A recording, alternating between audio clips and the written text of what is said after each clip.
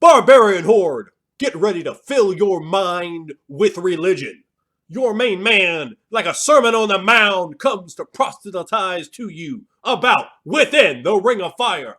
Because there are some religions that can only be engaged in within the ring of fire. 77 Thrones, the Theological Codex, book number 2, and the vaunted, long anticipated, much desired within the ring of fire line. Go to Drive-Thru RPG today. Get your copy on PDF, in hardcover, in softcover. Do it however you want. Just do it right now. Click the box, Drive-Thru RPG, while you're listening to the video. That's what you can do. Alternatively, you could contact me about arranging payment for a PDF, or you could, if we're still in a month of December of 2013, you get advantage of getting the PDF package of all the Within the Ring of Fire products, along with tons and tons of bonuses and extra stuff and notifications and everything that you're going to want to have. Contact your main man right here on my PM on Raw Immersive Games on Facebook, on Main Man on Facebook, however you want to do it. Just do it. Do it now. Do it all. Now, this book, let's just talk about what the 77 thrones are, first of all, to start off with. Now, divinities, for the most part, arise from creatures of spiritual origin. Nothing, well, let's start at the very top. At the very top of the spiritual hierarchies are the elder creators. Now, the elder creators themselves, there is a large diversity in terms of their power level. And the elder creators are that from which the absolute dragons, that from which the gods, and many, many other spirits came from. The trolls, giants, all sorts of entities of spiritual origin do originate with the elder creators. Now, Nathraxu, the elder creator in charge of order, in charge of time, created at the end of what's called the Gods' Wars, where the gods warred with the trolls and defeated the trolls, and with the great angel, he who has many names, created the pit, the Obolet, hell, at the very bottom of Kvegathale, and the 44 original trolls were confined, for they are immortal and will not die, as is their custom and design, and they were confined within this prison, this utter prison of torment and eternity, perhaps. At the end of this war, Nathraxu creates the cycle, which is the beginning of the calendar of Kvegathale, and we're talking about cycle number 1. And each day, day 1 to day 77, there are no years or no months or no weeks. There are simply days and chains, which is 11-day period, and a cycle, which is 77 days. Now, each of these days is associated to a divinity, much like our very own week is. You understand? And each of these divinities has their own day, and upon that day they have sway. And each of those days is symbolized by a throne. And to acquire true divinity, it does not mean doesn't matter if you are God or not, for there are other gods, rogue gods, gods that were not able to climb that ladder to acquire divinity. For divinity is simply stated and defined as those who sit upon the thrones, and each throne associated with a day. So there can only be 77 days. There can only be 77 divinities. And we see the ways and plots of minor cults, of minor religions, attempting to bring forth enough power in their figurehead to contend for vacant thrones, to push against those who inhabit true thrones. And there are a multitude of entities that do inhabit such thrones. Again, God in the terms of within the Ring of Fire is merely a classification for a type of divinity. True, many gods do hold these thrones, but there are also many gods that do not. But this book deals with those gods that do, and with other sorts of creatures such as trolls, such as angels, such as elder creators, and even more. Now, let's start off. Now, this book is in color. You can see the back of it right there. Look at that. Beautiful, raw, immersive games right there. I know you're digging that. You see your table of contents right there. And let's just go through and take a look. This is going to be an overview. Obviously, not really quite the proper for myself to do a review. You see your credit page there. But more importantly, I kind of want you to look at that wonderful art by Andrew Brampton right there. Look at that. I don't know how it's kind of dark. Something how well it's going to show up, but I assure you, yeah, I think some of the more finer details are going to be lost when you're there. But that is a fine piece of art. But just look at that, man. Look at all that. Just look how the book looks. I mean, that doesn't look like an indie league book, man. I gotta just give my layout team all the credit in the world. I did not do this part, trust me. It would look like a text document if I had to do the layout. But I mean, look at that. I mean, that's beautiful. That's a contender. That's tremendous, tremendous looking stuff right there. And our overall quality from production is just going to get better and better and better, man, as we just keep figuring things out. But you can see there another. In fact, I guess again I keep grabbing dark ones, which they show up fine for me, but I don't know with the transition of the wave camera they're going to show up the same way. But you can see a Kalfar. She is actually a follower of El Sam. You can even see around her neck the holy symbol of El Sam. She's a Kalfar. We have other. I mean, you can see there a Siren and a Vaigish.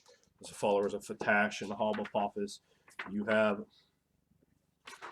some divinities here that have been destroyed. Then you have others. Let me look at that.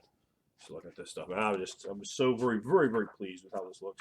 At the beginning of each chapter, you'll have a quote from an Ember. Embers are the like the NPCs, and we use the same ones often over and over. To sort of help you build up a cache of characters that are going to be usable. You're like, oh, let me grab him because I've seen this guy talk like 3 times, and I need myself a Mihangi priest at Tahul. So let's grab the Kega of the tribe of High Knight and use this individual. So it starts helping to build more and more meta plot into a game, which is always helpful. We go through. We talk about gods in here. We talk about gods again, and not divinities, because divinities are what we're talking about overall, but just a note on gods, kind of explaining what I just explained. You're going to have all your categories defined for you, so you can read the entries properly. Right there, this is going to be your family tree. This was very difficult conceptually to try to get across, and Andrew Bampton did this and did an amazing job of putting together the this. My idea was kind of, yeah, and then he finally, after throwing lots of concepts up the wall, we finally got it. And God, I love how this thing looks. All right, let me just kind of define this too. Okay, we have it's like Aramon right here, right, and that's black. Aramon is black. Okay, so then each of them, absolute dragons are created simply from the one parent. So as a Dehaka, right there, just created in each of these. There are 11 elder creators, but 9 of them are here. Let's put the other 12 for a moment. So you have, so that's what I want to give you. I mean, there's a tremendous amount of detail put into the game, and even more detail up here, and more videos to continue to build the mystique, to continue to build the mythology, to continue to build the relationships, the stage to really give you a tremendous amount of depth on this world. This is something I want to come across well fashioned in a form of, say, a Forgotten Realms, where there is a tremendous amount of detail into the world, not just, and here you go, do something with that, Bubba. That's not really what I'm trying to give you guys. I'm trying to give you guys a full experience. But we can see, okay, Cinder here, for example. Okay, we have Opiate, which is purple, and Morgul. Opiate is purple, and Morgul is red. So we see purple, red. So it's color coded, and you're like, oh, okay, Cinder, purple, red, got it.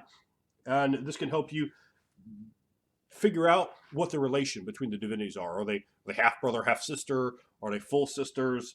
Are they not related at all? And how does that affect things? So we really bring across a lot of those elements. There's a lot of interrelationship. We go into that.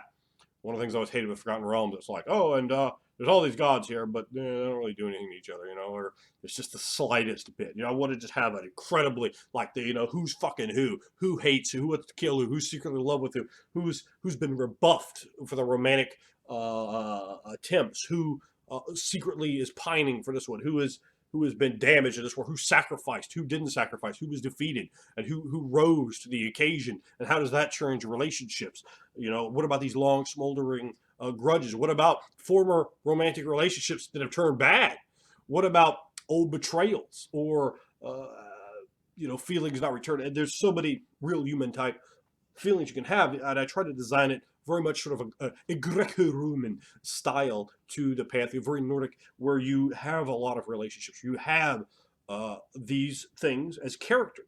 You understand? That's what a divinity is. It's a character. And I even talk about how to play divinities. In fact, you get the book to go through all that. But the color coding here, it is amazingly helpful to go, oh yeah, okay, so this that relationship here, and you could just sort of start saying things, and you can add to it, you can embellish, and see that's the thing. I've started it for you, and then you can add even more to it. But there's even without adding, there's a tremendous amount of stuff for you right here. I will guarantee you that right now. We go into on the divinities. You talk about the level, the spirit level, and we talk about the dominions that they hold sway over, who their parents were, if they had parents, what number they are, because remember, all of them are number 1 to 77. So we talk about that, and that what number they are determines what slot on the calendar, and the calendar is right in Saga book, so you know what they correspond to. And we even remind you right here of what the name of their day is. So you get the name of their day, the weapon that they might likely use, but it's never like, well, you have to use this weapon. It's, that maybe the god or goddess has a particular use of that weapon, like Thor and his hammer, or Zeus and his thunderbolts, Hades at his pitchfork, whatever it is, Poseidon at his trident, whatever it is, we bring that kind of style across. We talk about their symbol, and each one of them, as you can see right there, with the nice ring of fire around it. There's her symbol, this broken heart, and we have a symbol for every single one of them, the symbol for all of them, and there's loads of other just various bits of artwork in there. Of course, on the front, that is the goddess number 1, Elsom, the pink star. She got the cover along with Aramon, who is in fact the two eyes there, the two moons in the sky are Aramon. You can see the dawn along, and then on the back, hopefully you can see that. You can see the bird-like cloud spirits floating along. Let's just see what else we have here. We talk about who the servitors are, and that's going to be expanded in the Book of True Names, which will be an upcoming release. The books are written, but it still has to go through editing and then formatting. So it's going to take a few months to get out, but that'll go through all the spiritual hierarchies, give you all the spirits, give you their statistics, give you all that stuff. But that'll be for an upcoming video. Still, you can begin to get an idea of that. What sorts of spirits do they use? Do they use daemons? Do they use angels? What have you? And I don't mean daemon in the horrible D&D neutral evil sense. I mean in the very real sense of a nature spirit, a spirit of the natural order of things. So, we talk about when prayers are likely to be said, what sacrifices appease and appeal to that divinity, how that divinity communicates to you through the use of omens or other means, what the typical followers are, what the ceremonial dress is likely to be, information about the churches, what their names are, what if there is an orthodoxy and a heterodoxy. We really delve in the material. Now, for those of you that don't know, I have a degree in religious studies, one of the degrees I have. So there's a huge amount of real world religious information in here, as well as tons of mythological real world information. There's a tremendous amount of study onto topics to try to bring this across and really give you a book that you go, wow, that's something that can really help me in this game and in other games to bring forward in that overall understanding. We talk about the dogma so that you understand the religion, understand where the religion is coming from. We have the 9 acts of irreverence. These are to say, essentially, sins of the faith, and they're not going to be sins in the same format that you have if you are a good God necessarily. What's problematic to that divinity? It might be sparing the life of a refrain. Yeah, that might be something that's going to get you your piety knocked out. And piety is a very real score that your characters have, 0 to 15, and the higher it is, the more close to sainthood you become, and you can gain powers because of that. It's a game that actually allows you to track those things instead of just going, well, you were really devout and followed your God, and this guy over here didn't, so whatever. There's no means to do anything with that in the game. No, it absolutely means to do things with it. Absolutely means to get your God call on and have it mean something to show how faithful you are, and then to be rewarded and to be taken more seriously by the spiritual entities that not only serve your divinity but other divinities as well, and your way in which you react to those things and how you're treated, and essentially monitoring the tenor of your soul. So we go into these metaphysical aspects in the game. Or again, I wanted to give you guys something that you could get there and really be interested in. Divine relationships. I'll show you just an example. This is number 1. Let's see, divine. This is just divine relationship. So this is El Psalm towards other divinities, and there's additional information provided in other divinities profiles about her. So as you can see, this column, and this is pretty small, so it goes all the way down here, the bottom of the page, and then terminates over here. So that's just her relationship to other divinities. You understand? That's where the mythology comes in, taking them and putting them together, putting them in situations and building them. And it took a lot of writing. So, okay, well, if she's this, she feels this way, she's this, okay, so they're going to have problems. They're going to be pursuing this person. She has a secret love. She has this, she has that, she has, these enemies and so forth. And these people that used to be friends, they're sad for what's happened to her, this twistedness, and there's builds and builds and builds and builds, and then you could tell the story in lots of different places. So not only is it here, but you'll see additional information in different species descriptions that venerate her. You're going to see additional information in other divinities, so that you get more and more. The mysticism, mystical rituals, every divinity is going to have some additional ones. Well, not every, but the majority of them are going to have additional rituals attached to them. In the first chapter of this book, we also we have it's called clergy, and we go through the mysticism. We have, again, you can see there's more color artwork, beautiful artwork, and they all have symbols. You see, and you can see the golden apple of Demar right there, an apple of pure gold, and just so many of these. I'm gonna find one or two more things to show you. You have a full outline here. They're the names of all 44 of the original trolls and the Thraxa who created them, and we go into that mythology, that ancient war that happened, which really changed the world in a lot of ways. You get a lot of the politics as well, because they're courts. There's the court of shadows, there's the court of dreams, the court of freedom, the court of order, the court of dragons, the court of trolls, and they have their own politics, the way they intermingle. You have the enforcers, a collection of gods and one angel that come together to work vehemently against the magi, the followers of the trolls, who have the ancient esoteric paths of the magi and the persecutions therefore. What's actually one of my favorites? I don't know if that's going to pull up well. It's that Lemura Farang, her symbol. It's a black cricket's head with blue fire around it. I love the way it looks. So this book is going to give you all of these. Oh, here's another one. It's great. Look at that. Look at that. And you can't quite see it, but there's like a big, like monstrous sort of form up here. And I don't think you're going to be able to see it because it's a little too dark to come across. I mean, maybe you did, and if you did, let me know. I would guess that you couldn't, but who can tell these days? Things like that. Some of the troll-made science in the world that you're going to find.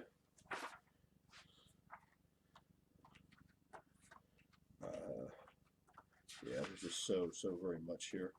Let me just show you one or two more things before we get out of here. But you want to go to Drive-Thru-RPG. You want to get a copy. You can get it on PDF. You can get it in hardback. You can get it in softback. We're giving you options to fit your life, options to fit your style. So you want to make sure that you get involved with this, that you get the, here's Laku. There's a symbol of Laku.